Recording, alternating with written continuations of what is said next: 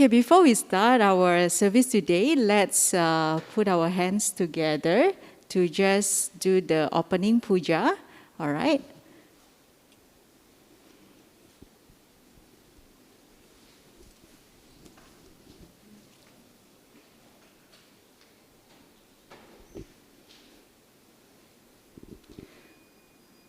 Let us all pay homage to the Buddha. Namo tassa bhagavato arahato sama sambuddhassa. Namo tassa bhagavato arahato sama sambuddhassa.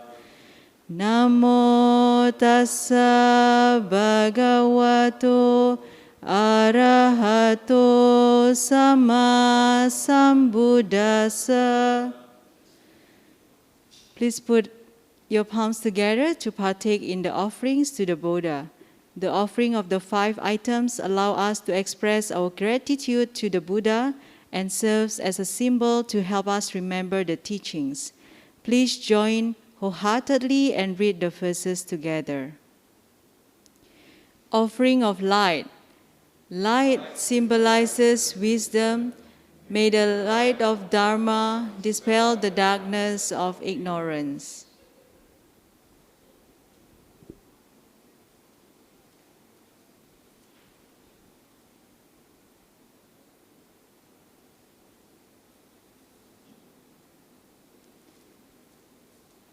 Offering of incense.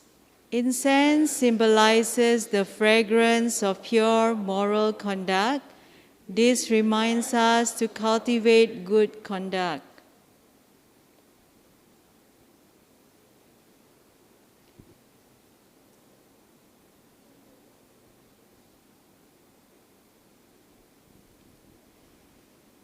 Offering of water. Water symbolizes purity, clarity, and calmness. It reminds us to practice the Buddha's teachings, to cleanse one's mind, which is full of desires, ill will, and delusion, to attain the state of purity.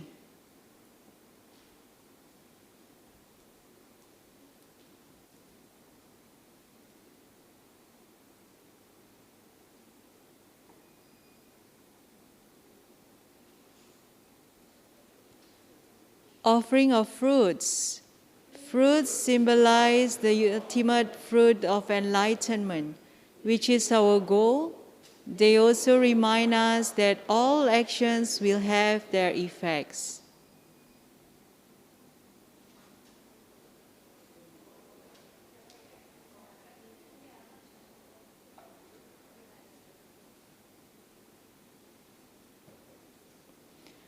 Offering of flowers. Flowers symbolize impermanence. The freshness, fragrance, and beauty of flowers are impermanent. This reminds us that we should all live in the present. Remembering thus, we should reduce our craving and attachment.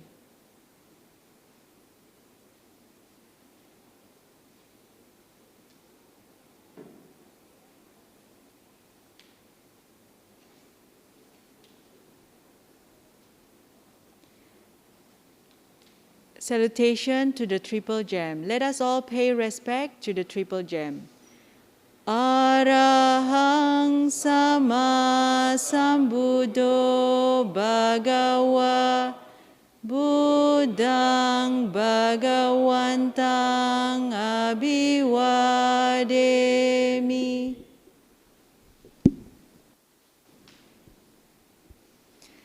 Swakato Bhagavata Dhammo Dhammang Namasami.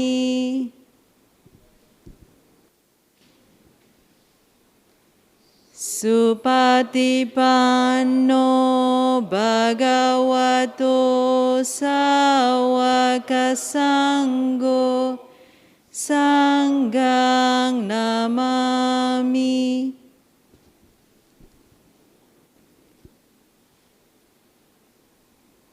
We chant these verses for taking the three refuge.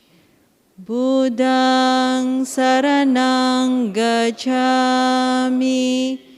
Dhammang saranang gacchami, Sanghang saranang gacchami, Dutiyampi Buddhang saranang gacchami, Dutiyampi Dhammang saranang gacchami, Dutiyampi Sanghang saranang gacchami, Tatiyampi Buddhang saranang gacchami, Tatiyampi Dhammang saranang gacchami, Tatiyampi Sanghang saranang gacchami.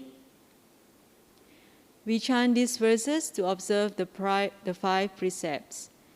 Panatipata Veramani Sikkhapadang Samadhiyami, Adinadana Veramani Sikkhapadang Samadhiyami, Kamesu Miccacara Veramani Sikkhapadang Samadhiyami, Musawada Veramani Sikkhapadang Samadhiyami, Surameraya Majapamadatthana Veramani Sikkhapadang Samadhiyami. Let us recollect the sublime qualities of the Buddha. Iti piso bhagava arahang sama sambuddho vijacharana sampano sugato lokavidu anutaro purisa dhammasarathi satha dewa manusanang buddho bhagavati. Let us recollect the sublime qualities of the Dharma. Swakato bhagavata dhammo sanditiko akaliko ehipasiko opanaiko pacatang veditabo vinyuhiti. Let us recollect the sublime qualities of the Sangha. Supatipanno bhagavato sawaka sangho, ujupatipanno bhagavato sawaka sangho, Nyaya patipanno bhagavato sawaka sangho, Samici patipanno bhagavato sawaka sangho, Yadidang cattari purisa yugani Atha purisa pugala esa bhagavato sawaka sangho,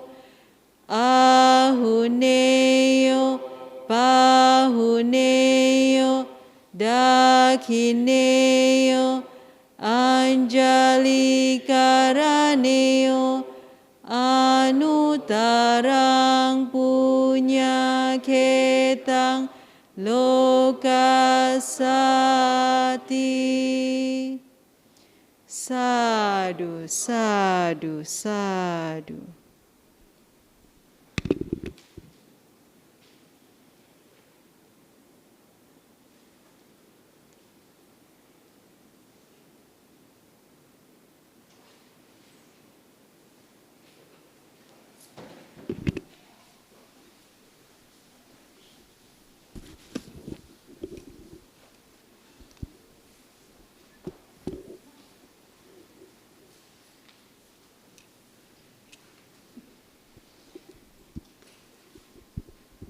Okay, before we call Phra Goh Chun Kiang, there is a slight change in the format for the Sunday service. So let's just learn about the announcement, all right? So next week for the Sunday service, we have Dr. Wong Yin Ong, who will be sharing on the heart of the Buddha Dharma, the Heart Sutra. So it will be pre-recorded, so the video will be available on YouTube at 10:30. So just tune in to Buddhist Fellowship YouTube. All right. We will also have a year-end retreat by Ajahn Brahm and Ajahn Brahmali on the 24th to 29th of December. Yep. So for those of you who are interested and would like to close the year meaningfully and insightfully, please come and join us. So you can register at the BF office. Yeah. All right. And we also have the Indonesian service by Bante Atadiro on the 15th of November. And we will also have Indonesian Dharma discussion by Sister Limi on the 22nd of November. This will be conducted in Bahasa Indonesia. If you are Indonesian and would like to join us, come and join us. All right.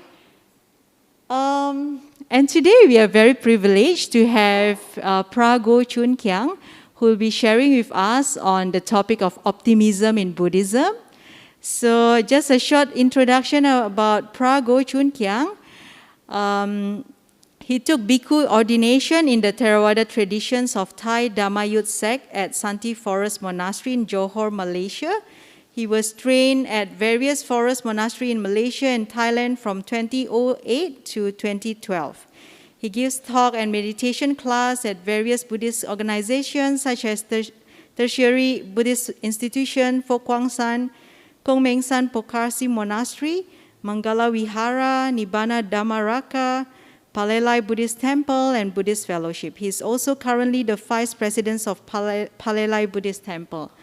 So let's put our hands together to pay 3 respects to Phra Goh. First bow.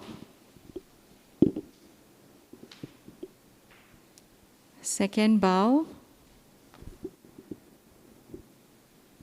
Third bow.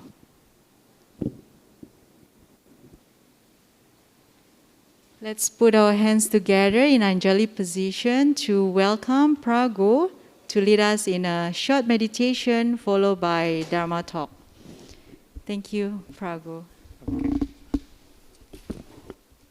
Thank you. So can I talk with my mask off or? Yes. Oh, okay. All right. Amazing. Thank you. All right. So we start off with a short meditation followed by a Dharma talk. All right. So we find a comfortable sitting posture. Well, of course, in meditation, it's not about the posture, but for formal sitting, we do look out for posture for the sake of safety reasons. Yeah?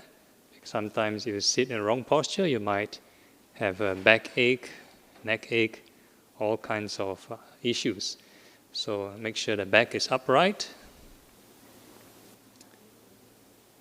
and your body is relaxed.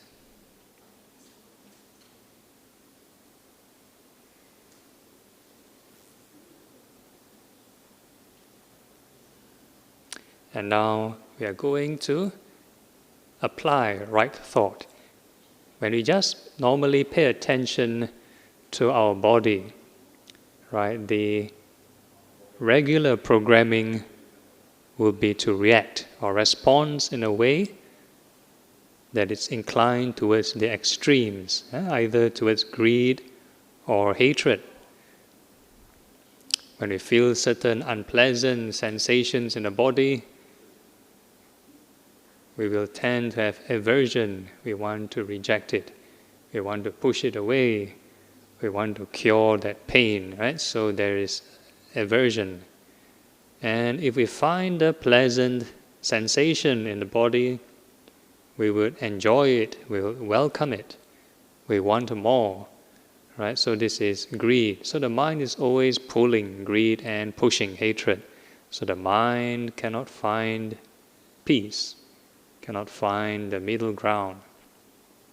So the Eightfold Path requires this thing called the right thought, which is avoiding the both extremes. So one of which is to have loving kindness to that sensation. So if let's say you start to feel from head to toe, whatever sensation that arises, you wish it well and happy. Just treat it as a guest, a passerby. There's no need to cling on to them and no need to push them away. And there's no need to deliberately generate any kind of sensation. So we just be a passive observer. Whatever sensation come, wish it well. If they go, wish it happy.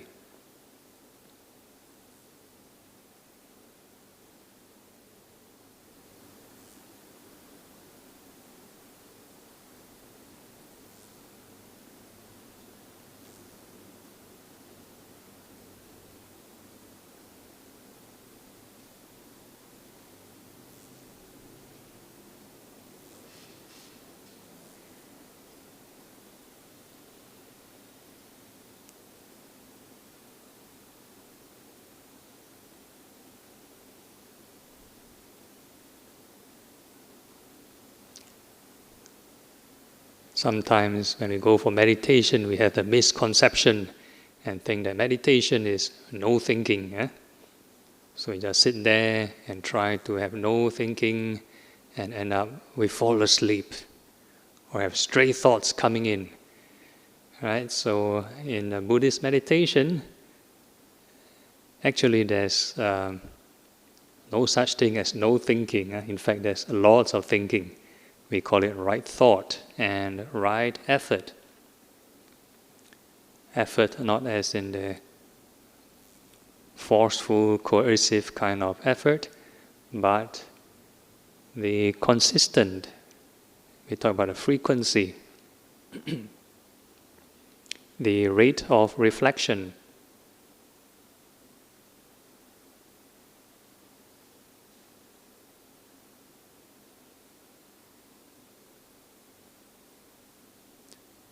So every time we have right thought, we are actually producing good karma.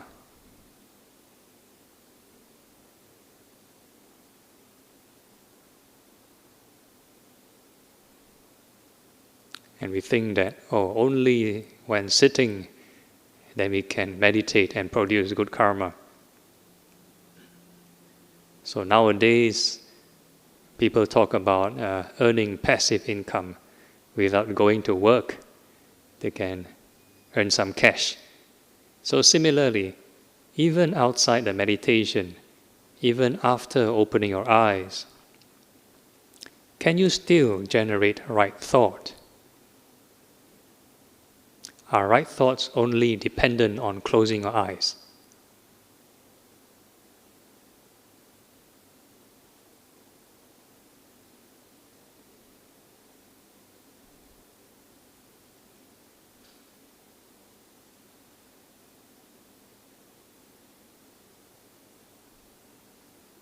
So make sure you notice a few things. One is your mind is able to calm down. Wherever your attention is at, it doesn't have to be at the breath. It can be at the shoulder, it can be at the stomach, it can be at your chest, it can be at your spinal cord, wherever it is. As long as you are not reacting with greed and anger, then the mind won't be agitated. So by reducing the cause of suffering, which is this desire, either greed or hatred, so by using loving kindness, we are reducing hatred, we are actually calming the mind down.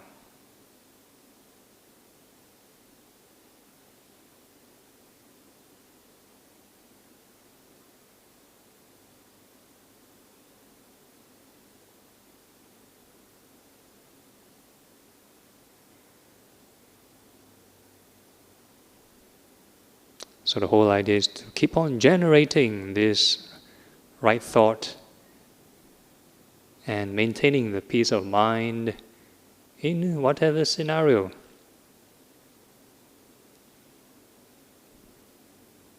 Okay, so let's see how successful we can maintain this right thought. So now we are going to slowly conclude the meditation, formal meditation. Right? That means we can gently open our eyes and see whether we can still maintain this peace of mind. So the calmness and peace cannot be maintained by grasping and clinging of the peace. You need to do something, and you need to generate the right thought, generate the loving kindness. It's just like a person who wants to pluck a fruit of a tree, but without planting the seeds, they can't get a tree in the first place, so they can't get a fruit. Right? So similarly, if you want to have the peace, which is a fruit, you need to work on the causes, which is to have this right thought. Very important. Right, so we can maintain it, be it standing, sitting, walking, lying down, doing any activities, looking, talking, hearing, smelling, tasting. You can do it with a happy mind, with a mind of loving kindness. Sometimes if we may experience, we get grumpy or upset, we can have this emotion the whole day. Right? Why can't we have loving kindness the whole day instead? Right? So it requires a bit of training, some effort, and it becomes habitual eventually. All right, so without further ado, we are going to start off with the topic, which is optimism in Buddhism. So a very optimistic start. Yeah. Just to see a show of hands, to get to know the audience here. How many of you think Buddhism is optimistic? About, 3/4 or half to 3/4. All right. And how about the rest? You think it's pessimistic? We have a few. All right. Okay, yeah, because normally Buddhism, we always introduce suffering and lots of pessimism. All right, okay. How many of you are Buddhist here?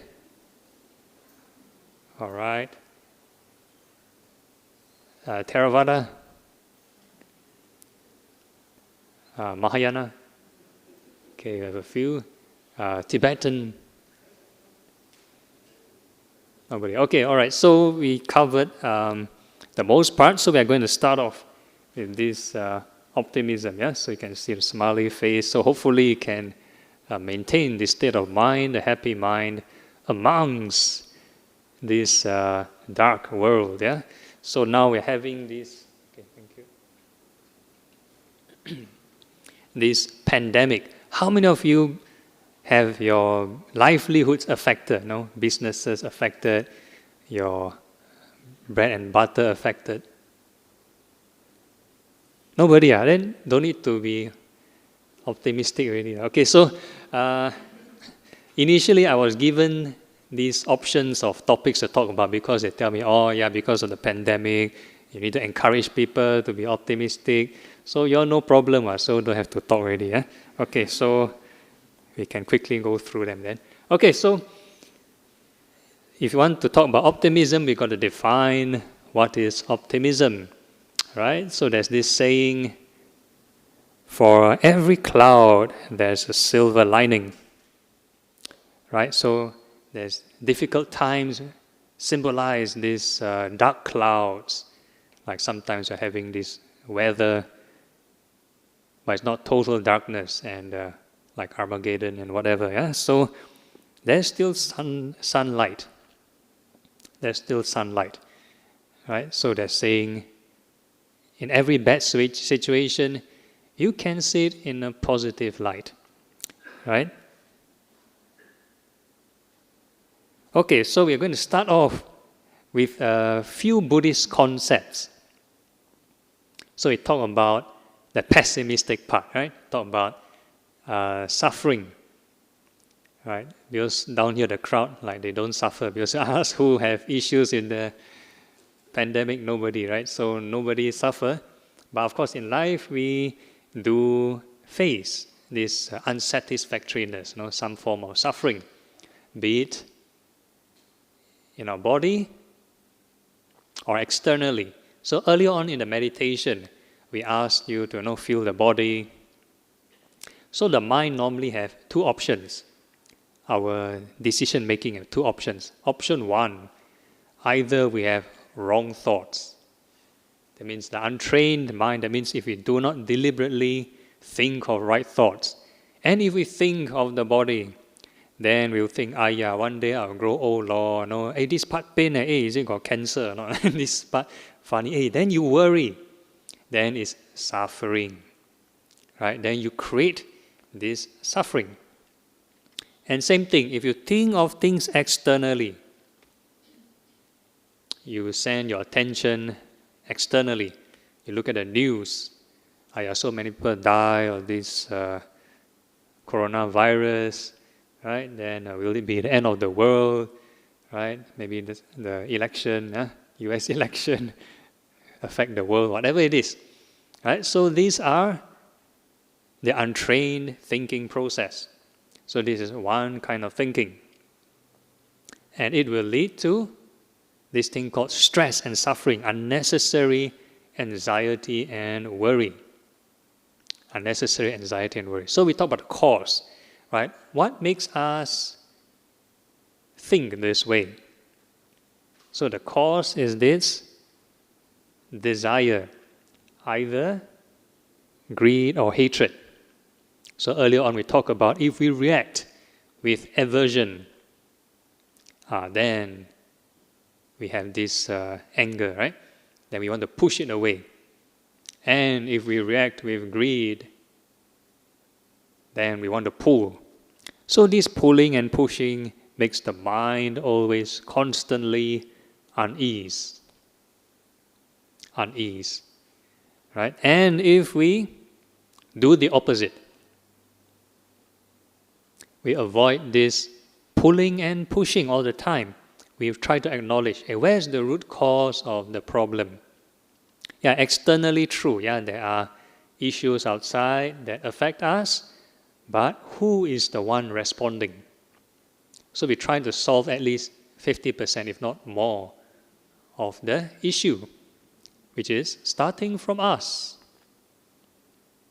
We train, So there are some extremes in the Buddhist community. We say, everything look within the mind, everything is karma, look within the mind, karma. Then you don't want to address the external problem. So some people, they face lots of issues. Maybe they're cooped up at home, they face abuse, or face whatever it is, lots of problem. Then they say, look inside. Then they don't want to address the external problem. Also not correct. Right? Yes, we look inside is to handle the internal emotion. We take care of the internal part. External part, you need to have circular Dharma, circular skills. So we need to manage, spiritual skill and the circular skill. Just like if you go to your work, You cannot rely on spiritual skill. Watch your breath. Then you don't do your work. No, no income. Yeah? So you need to have both, moderation of both. Moderation of both, right? Of course, in a corporate setting, it's easy to see people with excellent circular skills perform very well, very high KPI, but inside the mind full of greed and anger, always upset, always unsatisfied, right? So is this a life you want? Right? So this is one extreme. So of course, the best is you can have the best of both worlds. This is the dream case where people can perform so well at your workplace and also spiritually very contented. Also can, and this is the ideal case. Like in the Jataka tales, the Buddha mentioned his past life, he was like a successful merchant and also very ethical. So these are the possible results if a person do invest properly in their spiritual cultivation. So you need to have both, yeah? Okay, and we talk about the path, right, leading to end of this suffering, end of this dissatisfaction, which is this Eightfold Path. How many of you never heard before this Eightfold Path? Or heard before? So I don't have to go through, okay.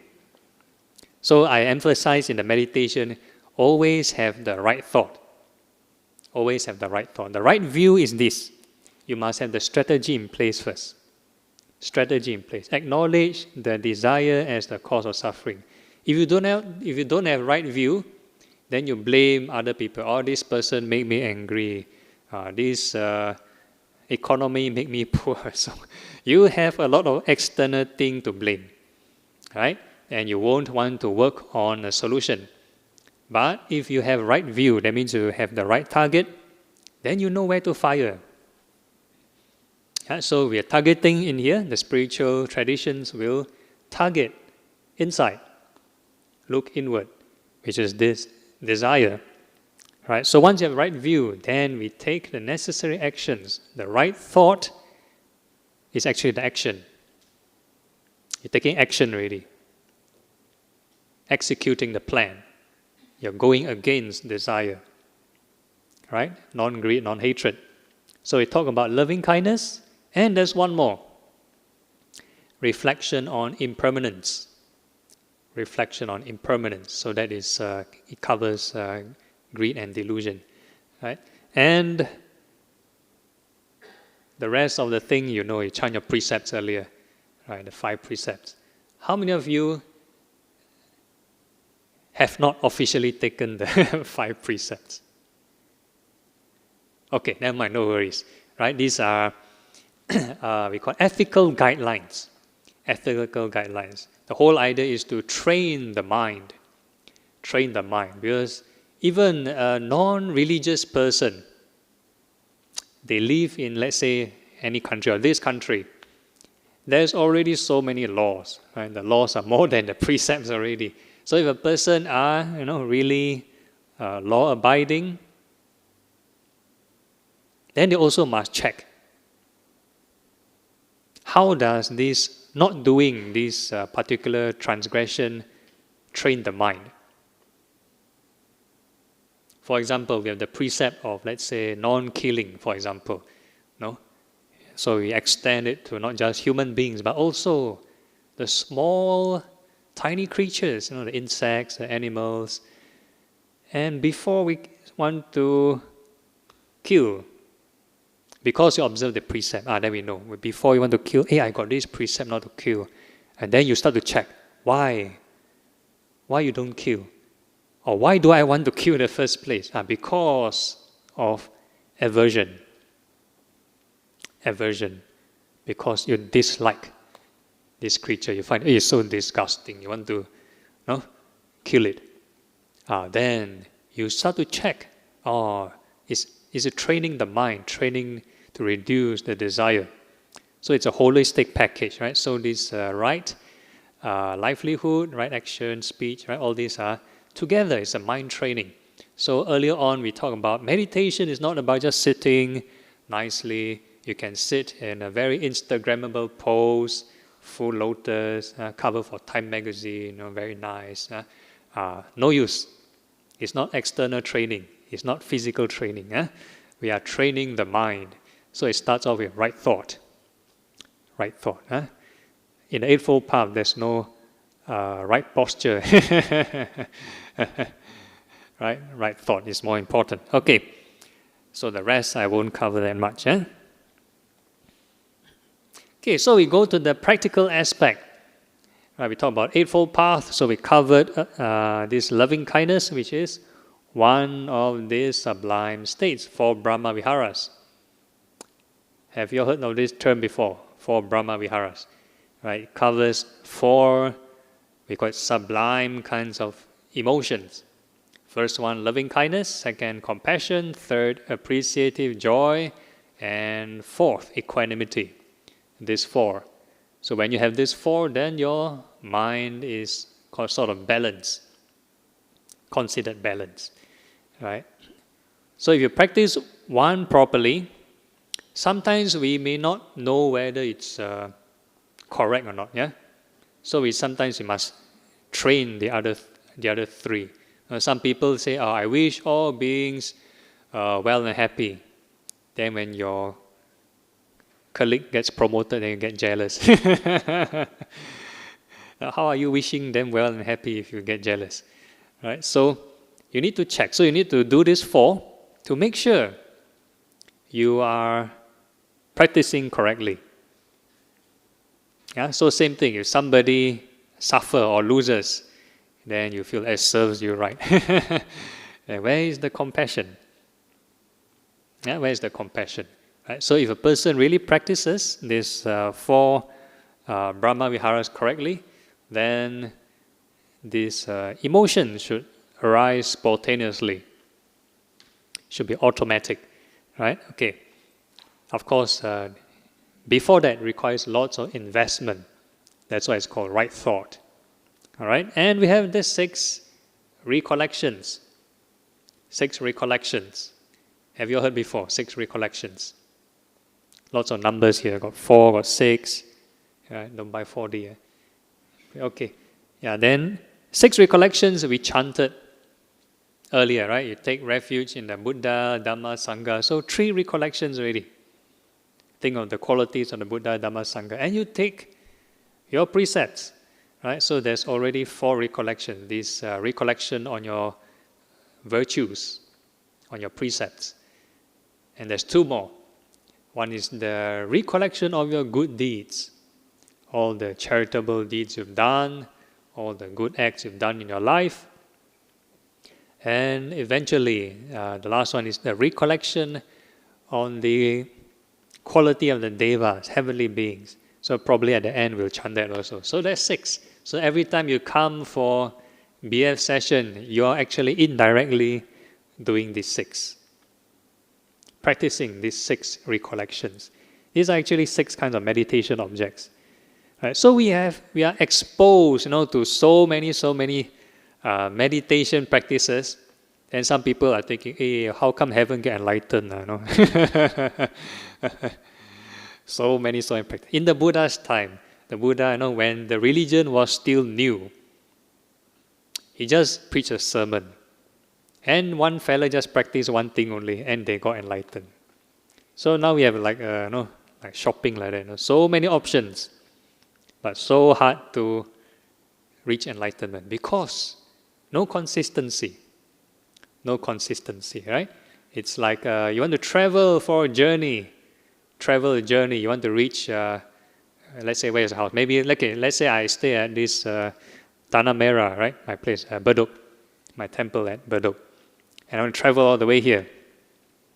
So initially I take a ride from Thomas. He offered a ride. So when I enter the car, I start to change my mind. I want to change my mode of transportation. Maybe I want to take train.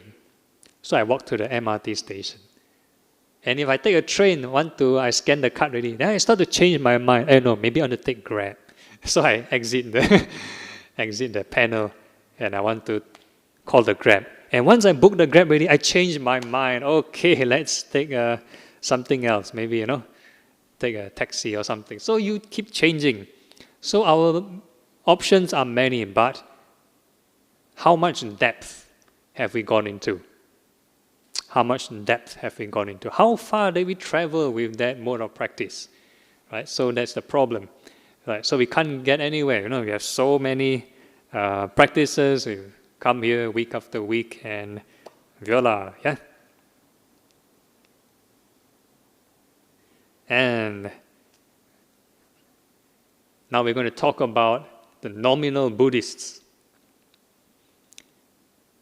Even for nominal Buddhists, coming to the temple to pray already provides some form of optimism, some form of hope. Right? So let's say even for Buddhists, they come and pray, or they do their puja, then they make aspirations. So that is also a form of optimism. You want to change for the better. You aspire for something. You want to improve yourself maybe, yeah? Or aspire for the betterment of the world, whatever it is. So all these are parts of optimistic practices. And how about forgiveness? How many of you maybe say frequently transgress the precepts? Right? Is it the end of the world? Right? No, right? We don't condemn you forever. So there is this thing called asking for forgiveness. Asking for forgiveness. It's part of we call transformation process, because we are not perfect. If we don't sort of transgress or break the precepts totally, then we are saints already. We don't need the training, right? The fact we take the training is because we are imperfect. That's why we voluntarily want to take the precept to train. So it's all right to, we have temptation, we want to break or transgress the precept. Then we acknowledge this is the fault, and we have the desire to change. So this is where asking forgiveness come in. Right? I'm not sure in your puja, but in my temple, every evening puja, we have to ask forgiveness from the triple gem. We chant finish the Buddha already, then there's a part, ask forgiveness from the Buddha, from body, speech and mind. And the Dharma, the same thing, body, speech and mind. The Sangha, same thing, body, speech and mind. Right? And not just daily, every fortnightly, the monks will come together and ask forgiveness from each other also. We have this patimokkha, where we sort of confess whatever precepts we have transgressed. So this is the forgiveness part. So it's more of self-improvement. And eventually, there's this thing called gratitude. Gratitude, right? So if a person, in whatever situation, it depends on the outlook. Do you want to look at the silver lining, or you want to look at the dark clouds, right? So when asked, you all have any problems in the pandemic? No problem, so very good. All very optimistic. So one way is to look for the things we already have, right? That's called being grateful. Whatever we have, we appreciate. So it's practicing gratefulness. All right, and meditation. So our mind is like this storm, this hurricane.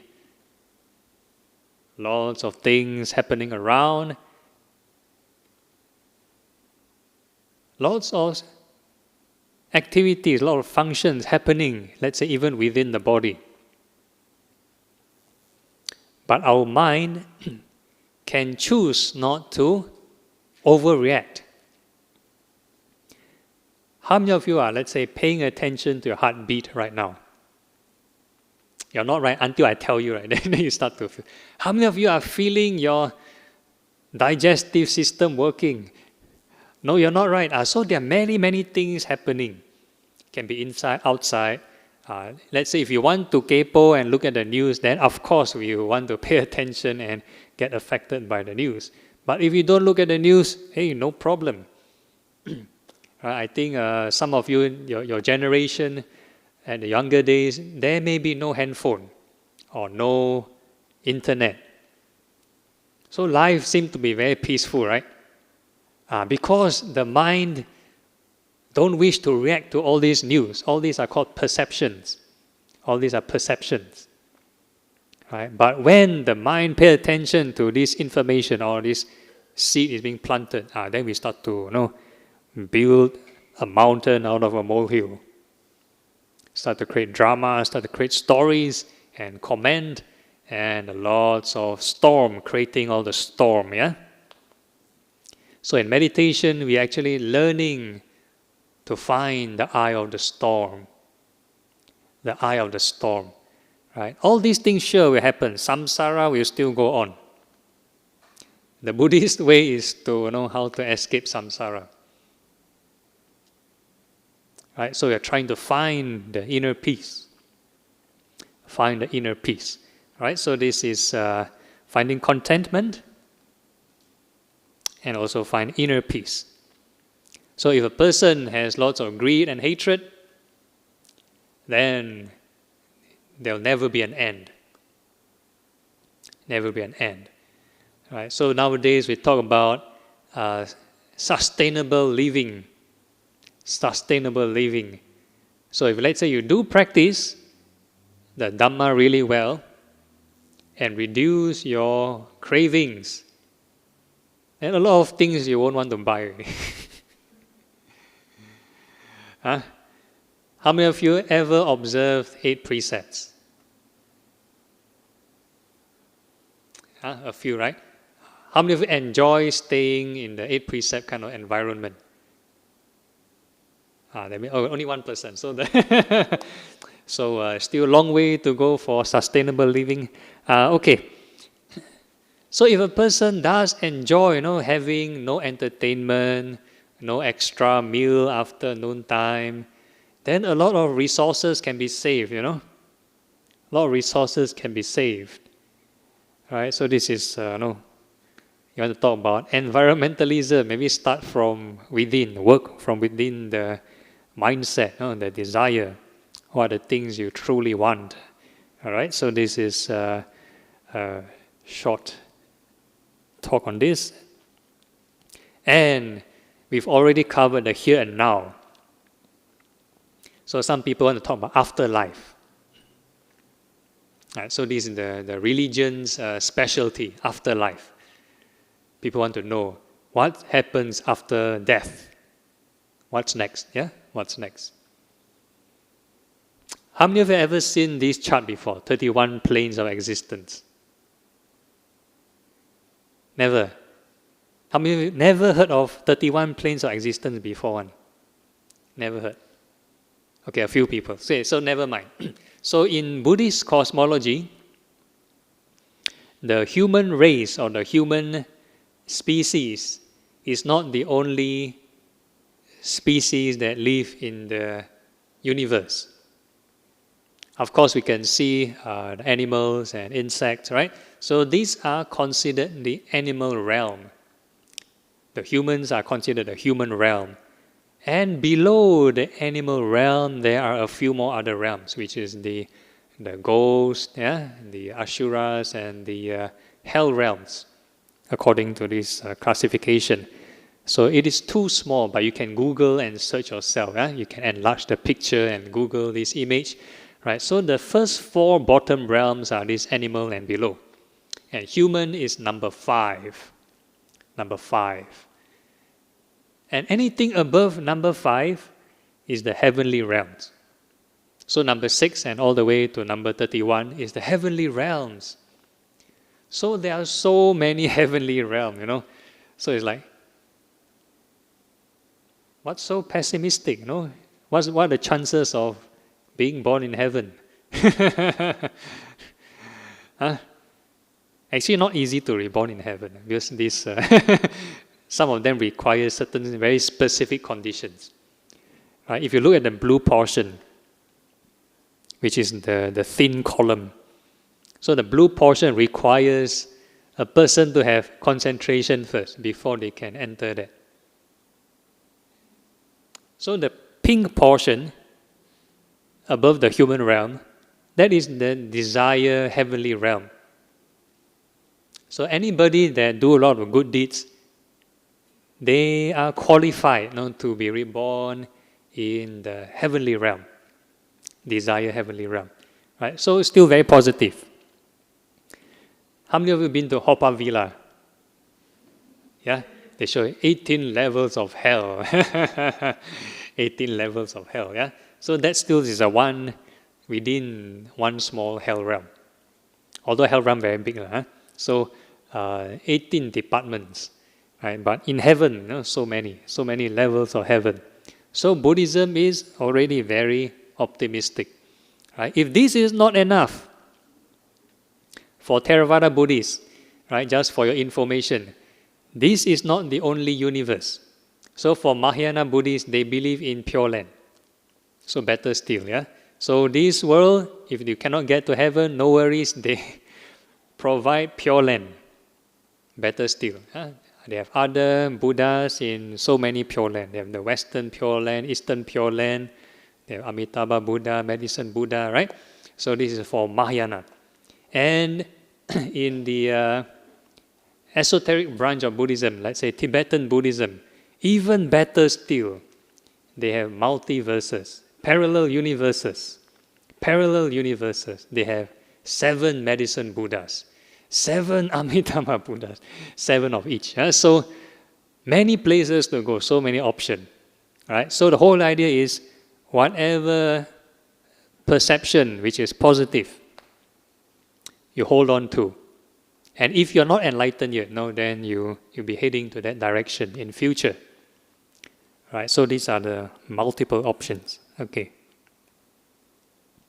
All right, so we are going to talk about the different outlook and tendencies. I might have covered a few.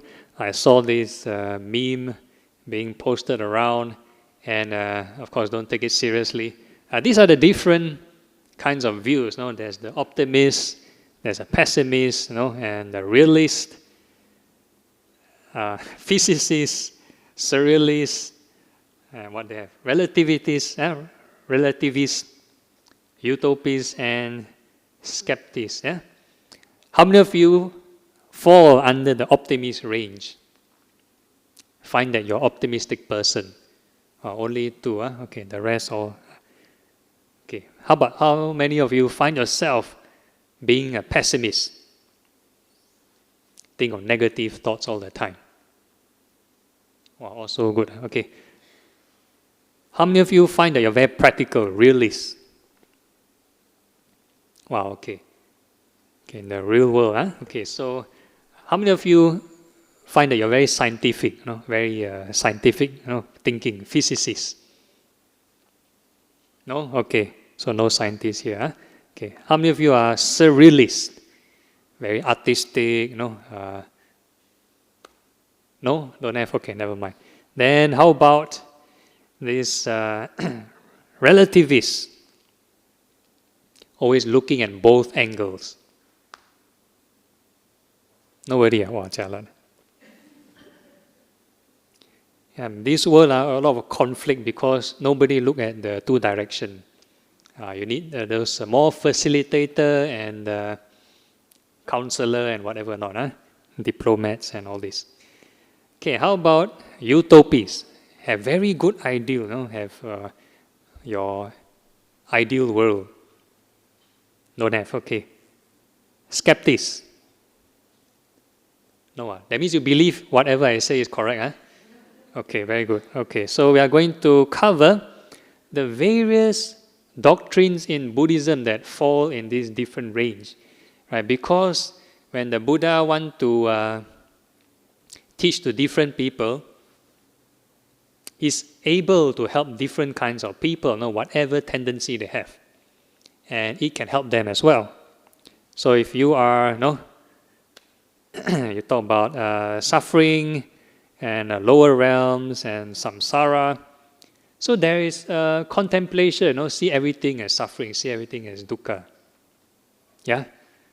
Heard of the 3 universal characteristics: impermanence, suffering, and non-self. Yeah.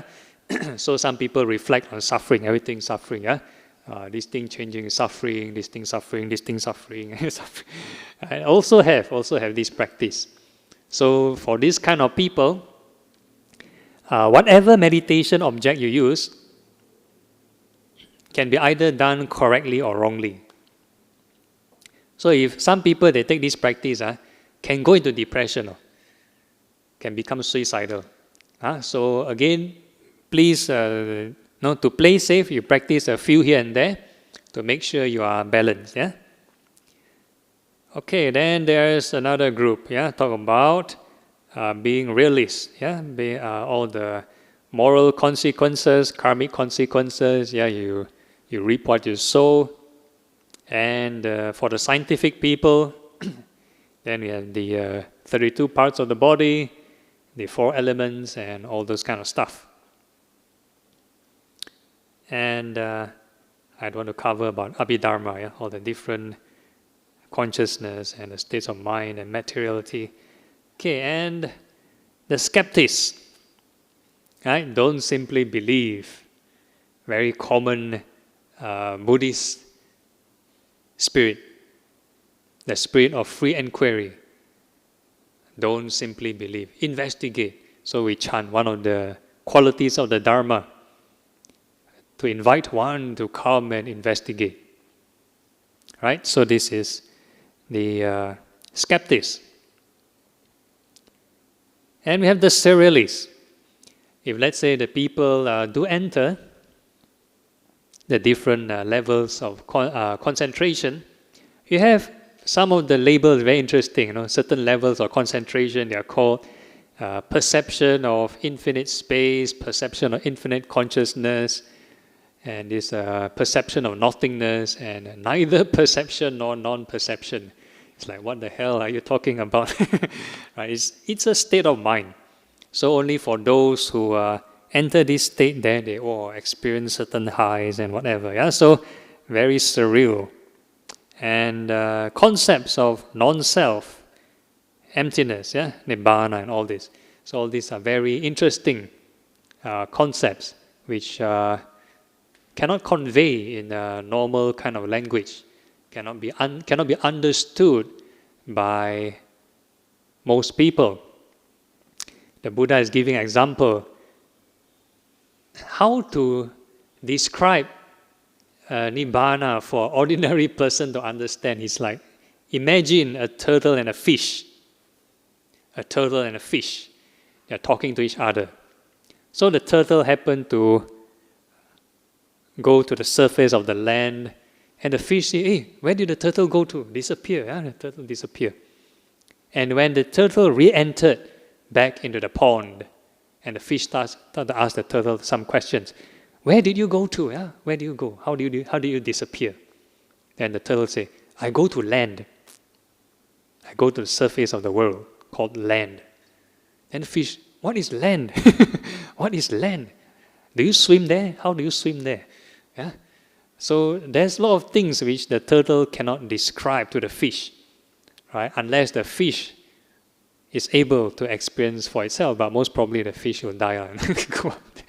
Right, so this is the few tendencies.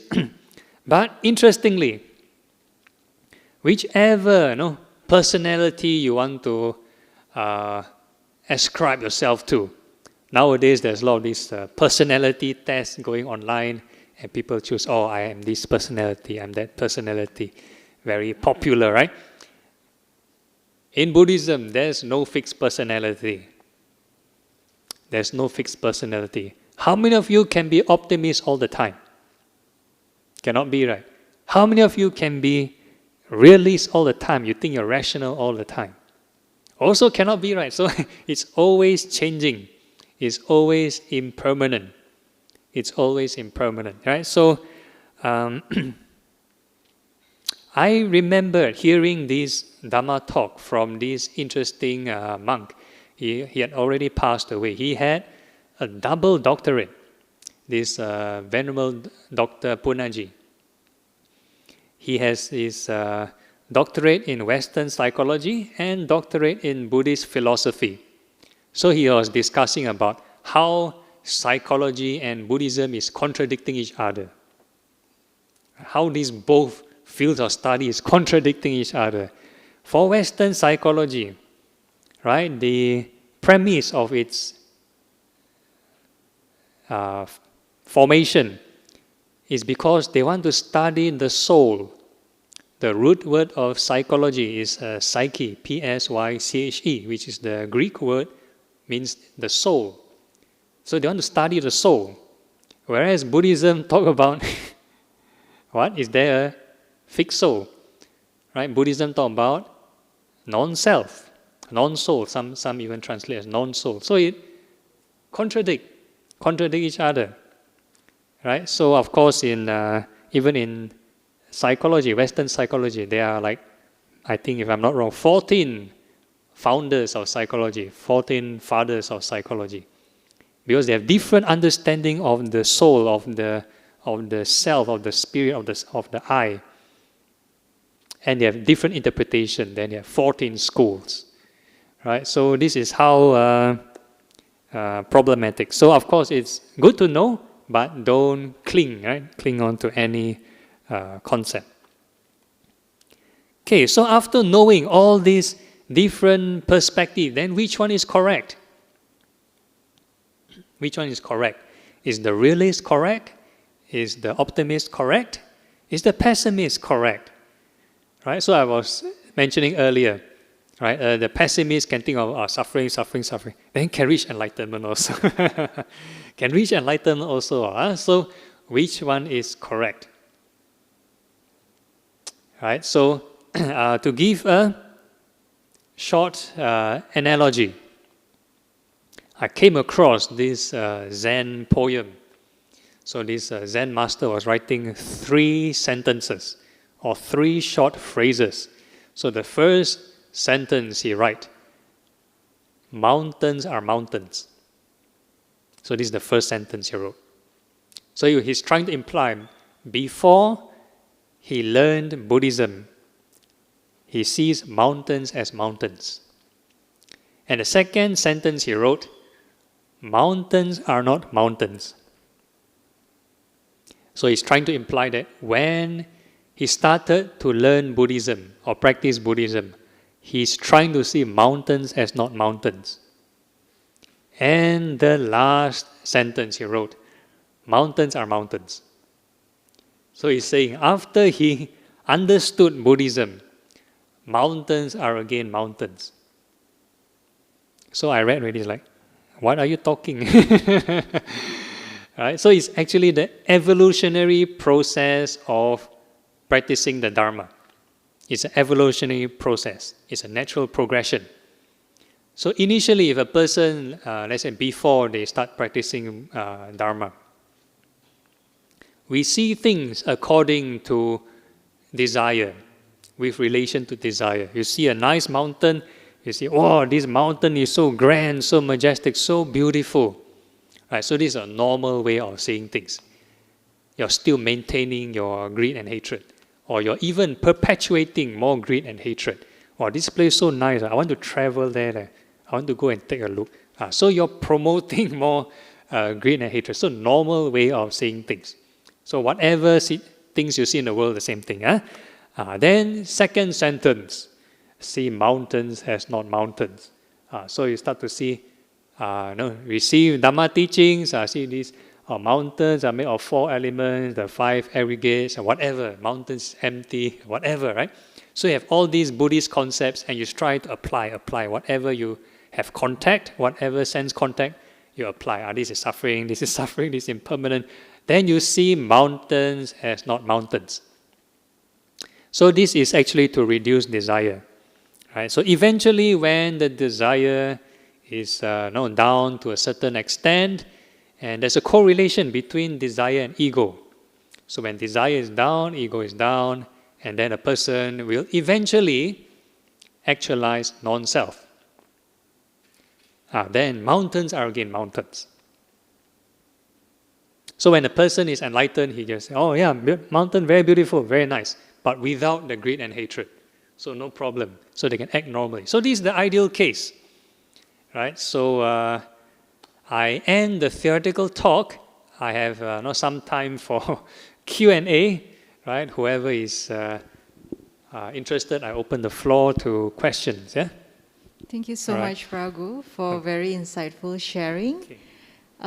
For those of you who have any questions, anyone?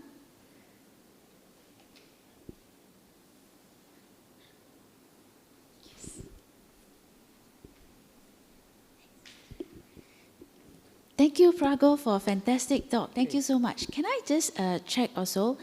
So in this situation where we are also very bogged down by a lot of problems because of COVID, and some of us lost our jobs and problems with studies and all that. But how do we keep up our optimism? Thank you so much. Yeah. Okay. Like I've given a few of the tips, right? You can one way is to practice this right thought on the loving kindness or gratitude. So it's a habitual kind of training. Right? You need to put in effort to ignite, start the momentum. Yeah. Okay, no problem. Anyone else have any question?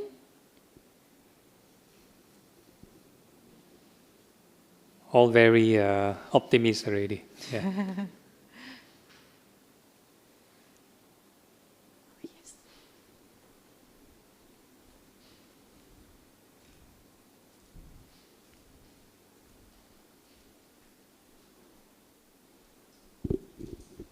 Bhante, so Yes. I have this question which is not related to talk. So I've been thinking that since the human realm have evolved and modernized through these years, so what about other realms? Has other realm also changed and evolved? So this is my question, but it's not related to talk. Yeah. Okay. Very good question. So this has got to do with a bit of Buddhist metaphysical theology. In the Buddhist scripture, it is said that the human realm goes through this cycle of so-called evolution and devolution. So the humans can live maximum to 80,000 years old. We used to, in the past, live to 80,000 years old. So now it's declining to the 100-year-old kind of lifespan. And it will, according to scripture, you degenerate to 10 years and go up to 80,000. So it's a cycle. It goes up 80,000, 10, 80,000, 10. So this is the scriptural explanation. But for the heavenly beings, their lifespan is more or less like fixed. It's fixed. No, if a person born in a, let's say, certain realm, let's say in a certain Brahma world, is this number of cycles of the universe. That's all. So they have a fixed lifespan. Yeah. Okay. So one more question. Yeah. So I heard from another Dharma talk is that if one is to meet a accident, and during that time, if one were to make a vow, let's say if he is able to overcome this accident, he would make some donation or to build a temple, things like that.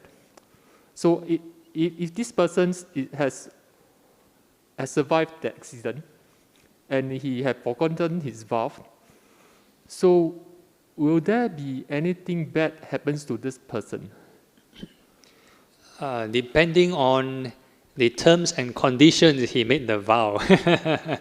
Some people made the vow is, if I do not do this, my head will roll. Or if I do not do this, certain bad luck will come to me, something like that. So if they do not make any terms and conditions, it's just more like making aspiration, yeah? A bit of goal setting. So I don't think, this kind of vow, I shouldn't have any issues, yeah. Unless they give themselves certain terms and conditions, yeah. Because certain places, there might be some guardian deities, right? Guardian deities. And of course, not everybody will be of interest to the guardian deities. Right? Normally, if a person of merit, then the guardian deities might want to hammer you if, let's say, you fall back on your promise. Right? Because that's why we have this dedication of merit. Because in heaven, there's no chance to do charity.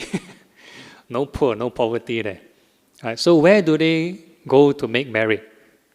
The human realm, or the next closest place, human realm. So when they come to the human realm, right, who do they look for? Do they look for very unwholesome people, or they look for more wholesome people? Right, so if you fall within the range of more wholesome, then they find that at least their investment is worth it. They're worth protecting you or worth helping you to a certain degree. Right? Unless we talk about past relations, maybe certain deities are your relative in your past life, whatever it is. Then if you are unwholesome, then they might do something to make you wake up, yeah? Yeah. All right. All right. Anyone has any questions? Yes. Yes.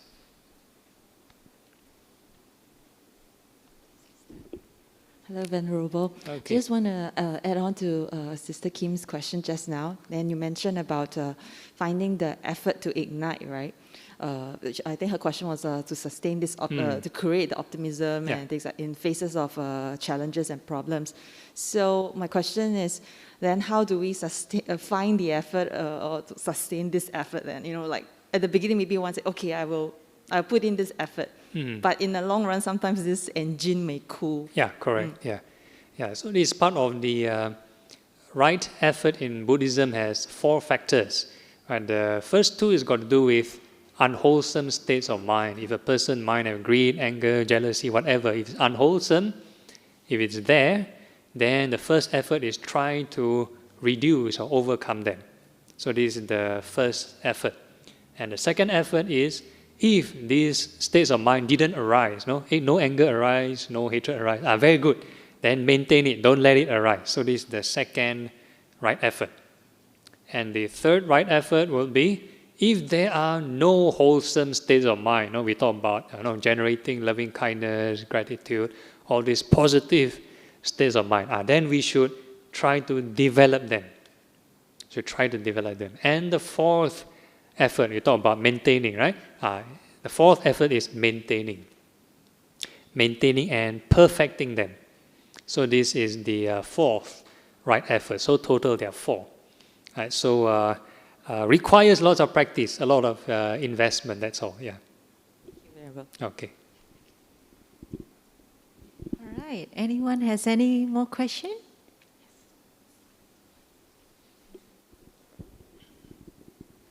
Good morning, Bhante. I have a question. Suppose there are some Buddhist schools who only will concentrate on practicing one sutra.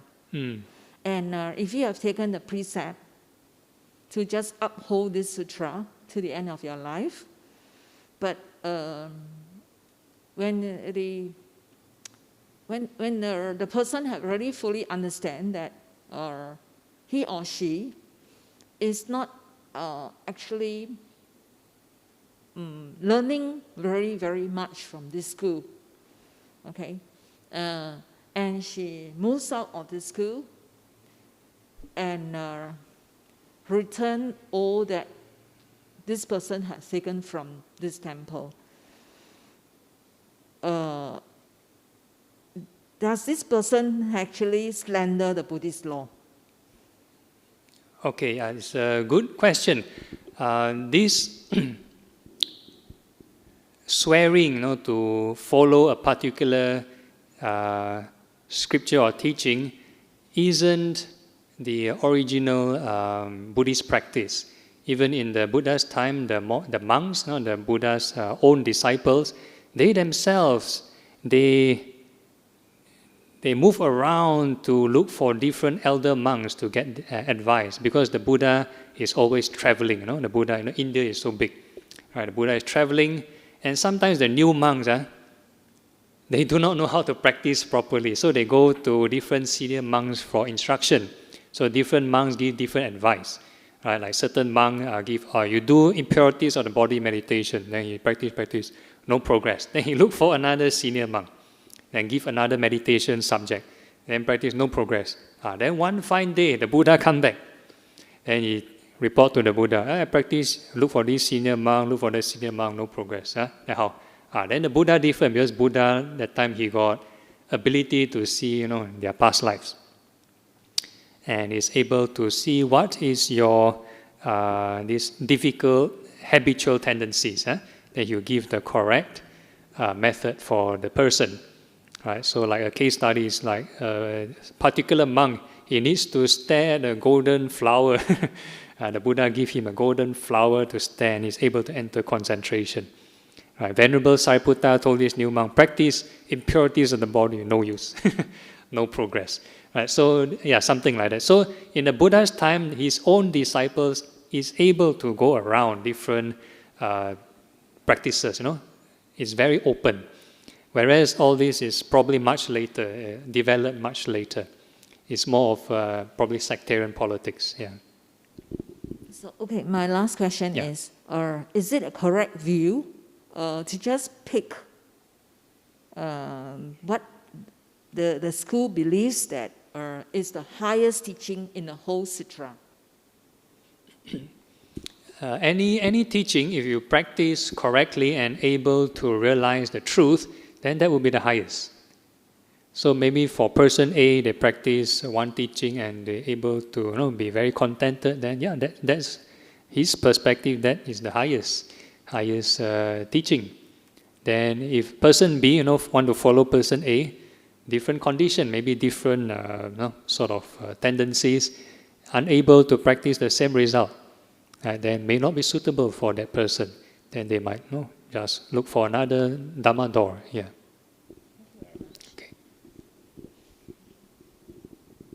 Okay. All right. Any other questions? Maybe we have one more question.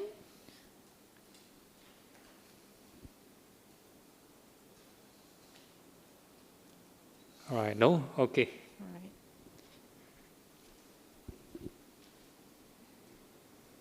All right. Thank you very much, Phra Goh, for the very insightful and enriching sharing today. So shall we all say sadhu 3 times? Sadhu, sadhu, sadhu. Let's pay respect to Phra Goh. Okay. All right. First.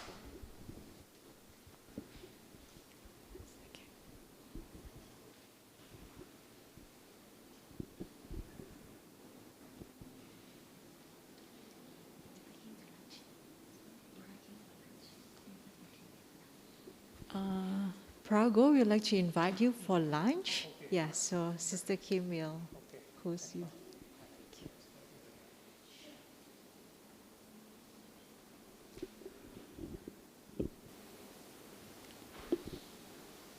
All right, let's close our service today by doing the closing puja. Let us all invite all sentient beings to participate in our acquired merits.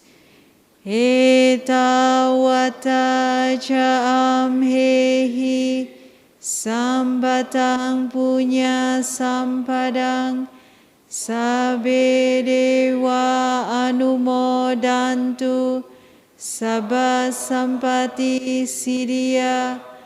Etawata ca amhehi sambatang punya sampadang sabbe buddha anumodantu sabba sampati siddhya.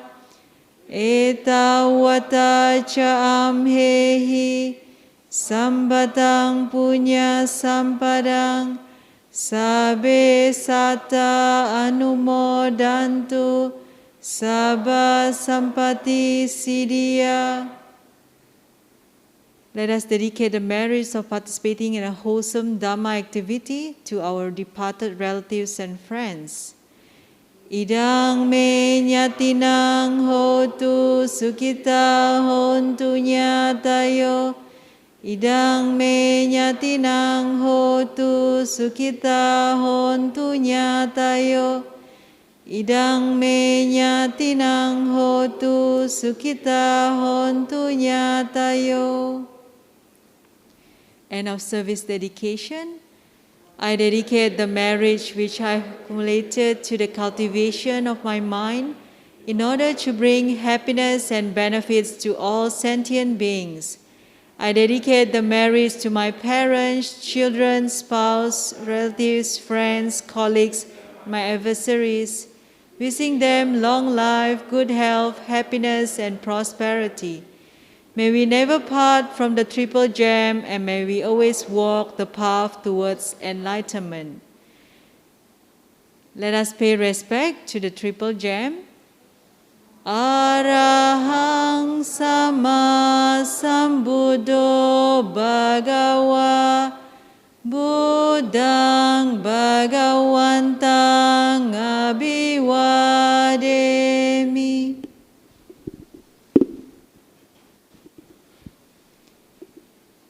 Swakato Bhagavata Dhammo Dhammang Namasami.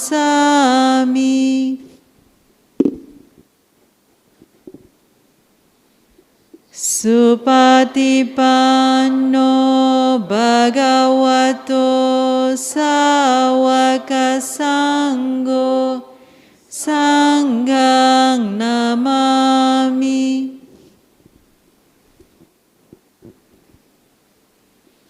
Sadhu, sadhu, sadhu.